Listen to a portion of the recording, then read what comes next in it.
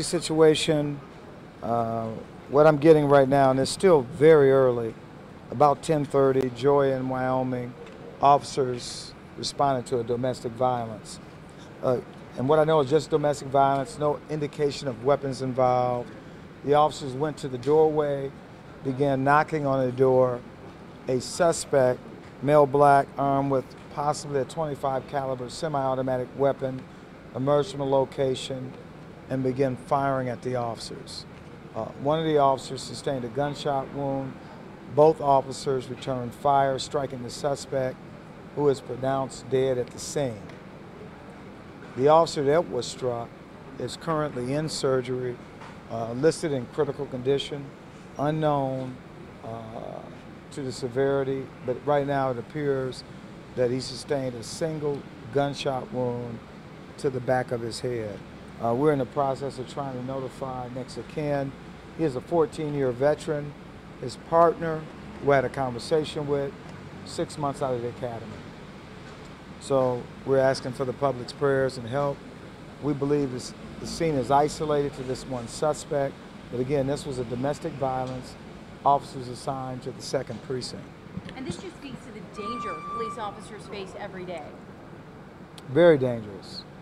As I've oftentimes said, our officers go to danger, high risk, whether it's a traffic stop, and certainly domestic violence calls tend to be the most high risk calls that officers handle each and every day. Now, what I do know preliminarily is that this suspect may have not been the parties involved in domestic violence. So we're not certain as to his role in this incident. The victim who called, a female victim called, has no connection to this suspect preliminarily. Chief, our thoughts and prayers are with that officer and your DPD family. You talk about all the people standing here very much on edge because they want to hear that he's going to survive, he's going to be okay. Yes, very much on edge. This is certainly, it's been too typical, as you know, since September of last year we've had 8 officers either shot or murdered in the line of duty in the city of Detroit. So it's certainly a high risk, the work that they do each and every day. So again, I just briefed out this officers who work with the officer who's being treated, and they wanted to know. And I didn't have a lot to tell them because he's currently in surgery. Was it a chaotic scene when officers arrived? Do you know anything about what they were faced when they got to that domestic run call? I'm not certain about that. I can tell you just from my experience, anytime an officer is shot, it is always chaotic. Because first and foremost, when an officer is shot, is getting him to the hospital as quickly as possible. And so yes, it is chaotic. The threat, certainly the threat from the one suspect who fired shots, striking our officer, there was a gunfight. What we know, as I pointed out, both officers returned fire, striking the suspect, who it was fatal. The officer, the partner, 6 months on the job. 6 months on the job. I had a conversation with him. He's handling it reasonably well, but of course, as officer, senior officer, 14 years, again, we're concerned about him.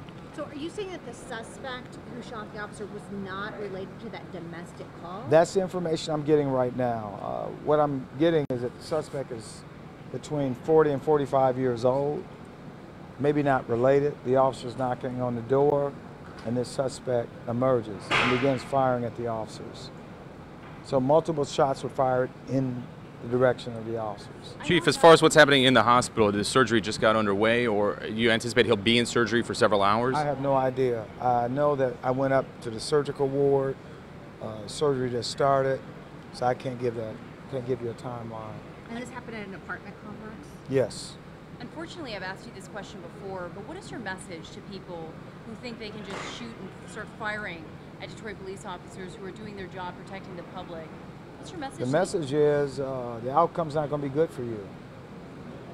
Clearly, they understand it, and to even suggest or think that maybe you didn't know it was the police, that's not acceptable. Police were called there. It was a radio call of domestic violence. So we have no idea what this suspect's motives was at the time. I just don't know. I wish I knew more. As I know more, I will certainly let you know. Chief, have you been able to have a conversation with that officer's family or speak with them directly whatsoever? I have not. Are you able to share what words of encouragement or wisdom or hope or guidance you shared with your officers who are clearly traumatized by this? Well, I just gave them an update. Certainly the fact that their colleague is in surgery right now with a gunshot wound to the head is serious. And so I just want to let them know that he is in surgery. I have no update.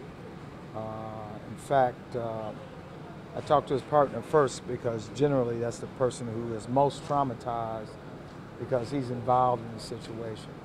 And I want to make sure he's here with us and we're giving him regular updates. Okay.